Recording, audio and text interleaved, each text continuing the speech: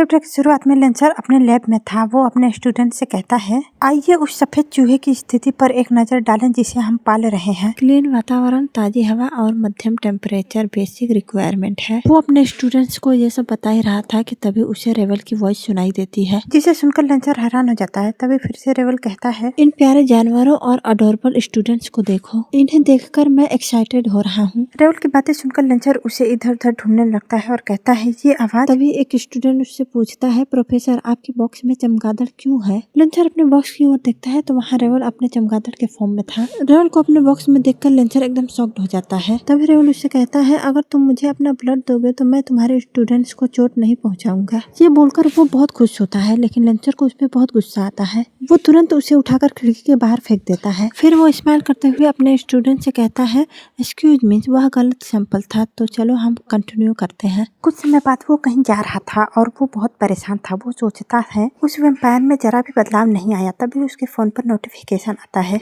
वो फोन खोलकर देखता है तो स्कूल से डीन ने मैसेज करके कहा, प्रोफेसर लेंसर प्लीज आप अपने क्लास के लिसियाओ माओ पर ध्यान दें। हाल ही में उसका एब्सेंस रेट 50% है। ये पढ़ने के बाद लेंसर भी सोचता है कि लिसियाओ माओ हाल ही में काफी एब्सेंस रहा है। वो ये सोचते हुए जा ही रहा था कि तभी एक स्टूडेंट उसे रुकता है और उसे लेटर देते हुए कहता है, यह लिसियाओ माओ का छुट्टी का नोटिस है। यह डेस्क पर पड़ा था इसलिए मैं इसे अपने साथ ले आया। लेंसर लिसियाओ माओ के बारे में पूछता है कि कहाँ है वो स्टूडेंट कहता है, मुझे नहीं पता, मैंने उसे कई दिनों से नहीं देखा। फिर स्टूडेंट के वहाँ से जाने के बाद लेंसर वो लेटर देखकर सैड हो जाता है और सोचता है वह जेनेटिक और बायोकेमिस्ट्री के क्लासेस के साथ साथ शाम को अपने आप स्टडी करने के कारण 3 बार एब्सेंस रहा है। क्या उसके साथ कुछ हुआ है? वो ये सोच ही रहा था कि तभी उसके फोन पर प्रिंसेस लिलियन का मैसेज आता है। लेंसर फोन खोलकर देखता है तो प्रिंसेस लिलियन उससे पूछती है, क्या आप फ्री हैं? उस वैम्पायर के बारे में रिजल्ट आ चुका है। अगले सीन में प्रिंसेस लेंसर से फोन पर बात कर रही थी। वो उससे कहती है, हे मैं धीरे से ही बोल सकती हूँ, मेरा डार्लिंग कई तरह के मॉन्स्टर से मिलने गया था। वो पूरी तरह से थक चुका है और अब वो सोफे पर सो रहा है। सीन शिफ्ट होता है, हम ड्रैगन को देखते हैं। ड्रैगन एक पर्सन से कुछ पूछना चाहता था लेकिन वो पर्सन उसे इग्नोर कर देता है। तो फिर वो ड्रैगन आउल्स के पास जाता है पूछने के लिए, लेकिन वो आउल्स भी लगता है उसे इग्नोर कर देते हैं। फिर वो अपने ही जैसे एक ड्रैगन के पास जाता है। वो ड्रैगन बहुत खुश था। वो हंसते हुए पूछता है, शादी के बाद तुम्हारा जीवन कैसा है?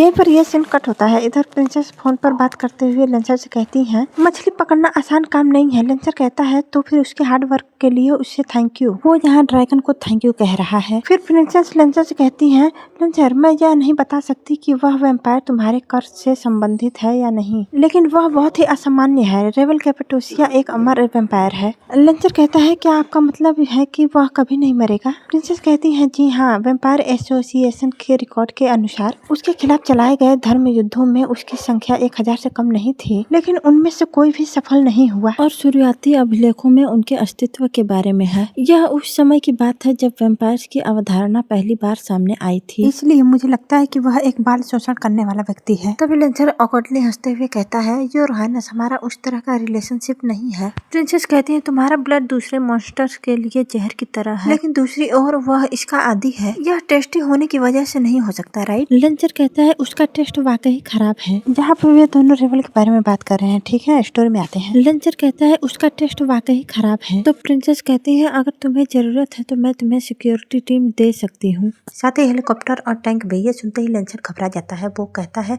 नहीं नहीं, इसकी कोई जरूरत नहीं है। फिर आगे कहता है, थैंक यू योर हाइनेस, लेकिन हमें अपनी इस दुश्मनी में इंसानों को शामिल करने की कोई जरूरत नहीं है। वह अभी मेरे लिए खतरा नहीं है, वह बस मेरे ब्लड का प्यासा है। मैं इस मौके का फायदा उठाकर यह पता लगाने की कोशिश करूंगा कि असल में वह मुझसे चाहता क्या है, और हो सकता है मुझे खुद भी उसे अप्रोच करना पड़ेगा। ये बोलने के बाद वो चिल्लाकर कहता है, लेकिन मैं ऐसा कभी भी जल्दी नहीं करूंगा। वह एक परेशान करने वाले कीड़े जैसा है, मुझे बस थोड़ी शांति और सुकून चाहिए। प्रिंसेस कहती है, ऐसा लगता है कि आपने काफी कुछ झेला है। मुझे तुम्हारे फैसले पर भरोसा है। मैं तुम्हें दस्तावेज बाद में भेजूंगी। ओह हाँ, उसका रेवल ने कुछ तस्वीरें भी खींची थी। ये बोलकर प्रिंसेस उसके फोन पर तस्वीरें भेज देती हैं। लेंसर फोटो देखता है तो रेवल लिजियाओ माओ के साथ था। रेवल को देख के लगता है जैसे वो उसे धमकी दे रहा है, उसके साथ जबरदस्ती पिक्चर्स ले रहा है। और लास्ट पिक्चर में रेवल लेंसर को टीज कर रहा था और वो उसे हाथ के इशारे से कॉल करने को कहता है। रेवल को लिजियाओ माओ के साथ देखकर लेंसर परेशान हो जाता है। वो अपना माथा पकड़ लेता है और सोचता है, मुझे लगा कि यह उस बच्चे लिजियाओ माओ की की प्रॉब्लम है, जबकि वास्तव में यह मेरी प्रॉब्लम थी। ये सोचने के बाद लेंसर फोटो को जूम करके देखता है तो रेवल ने अपने हाथ में लिखा था कॉल मी बेबी। ये देखकर लेंसर सोचता है यह डेफिनेटली एक धमकी है।